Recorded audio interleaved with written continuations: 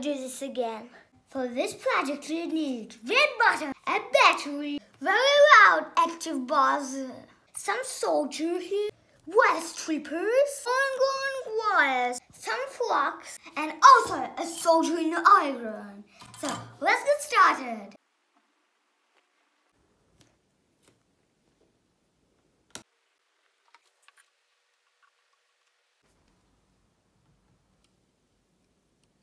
Let's create a model for our 3D printer. So first let's create a sketch.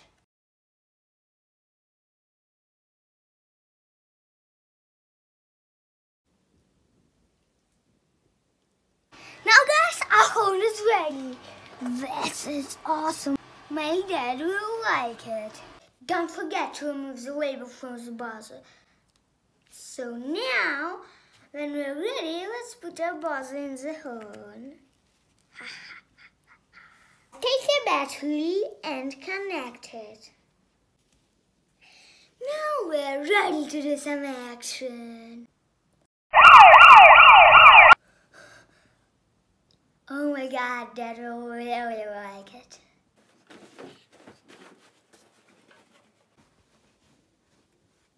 Looks good.